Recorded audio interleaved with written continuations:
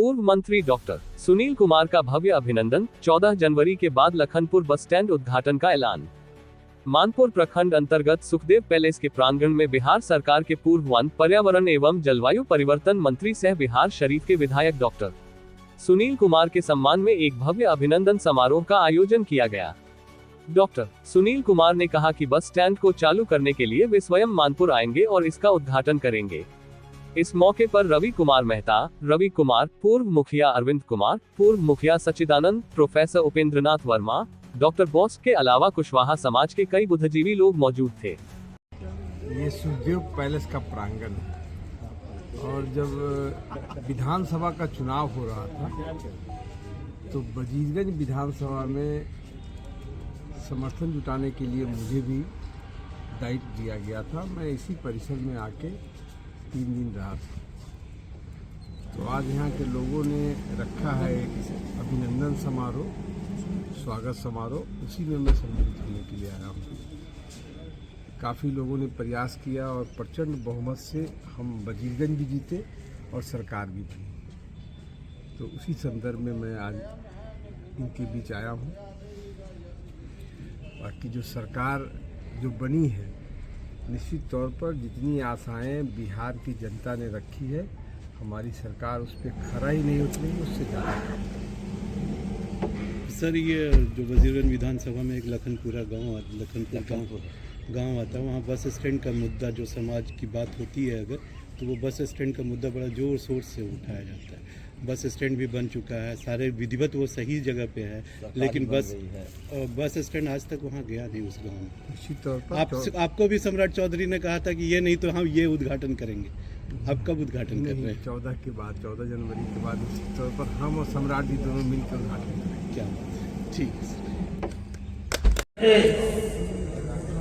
Professor Upendranath Verma जी इस मंच पर बैठ, हम लोग के जो मुख्य अतिथि हैं उनको बिहार से या पटना भी जाना है।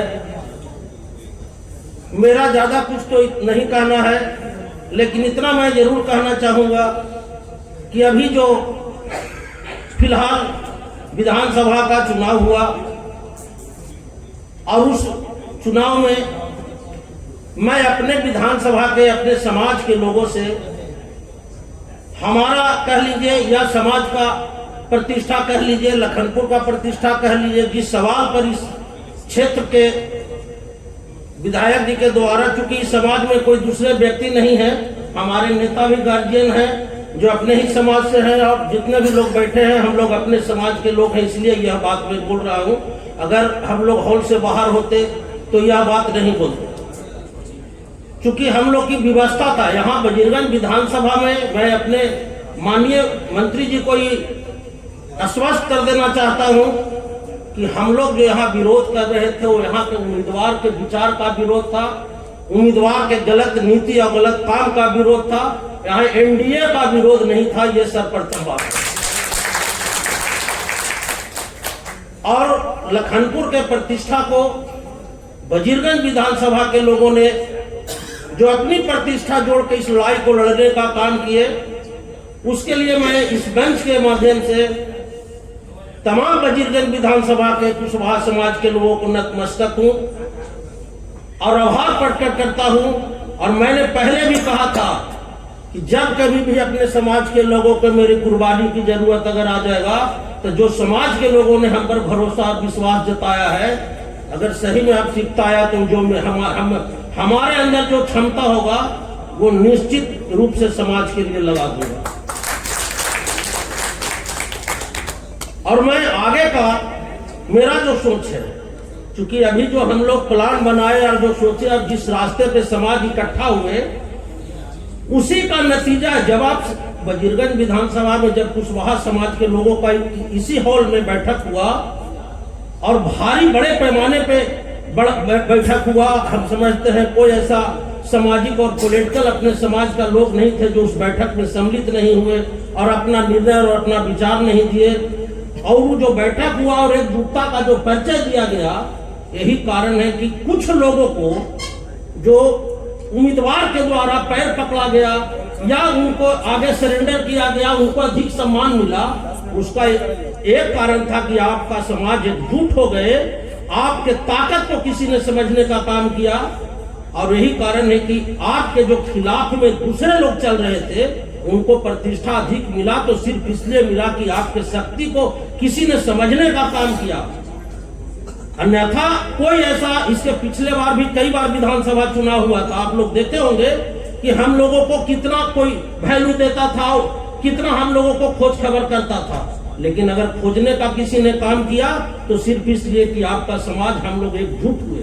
तो मेरा कहने का तात्पर्य है कि अभी तक तो हम लोग दूसरे के लिए एकजुट हो रहे हैं। मैं चाहता हूं कि अभी 5 साल हमारे समाज के बीच समय है राजनीति करने का।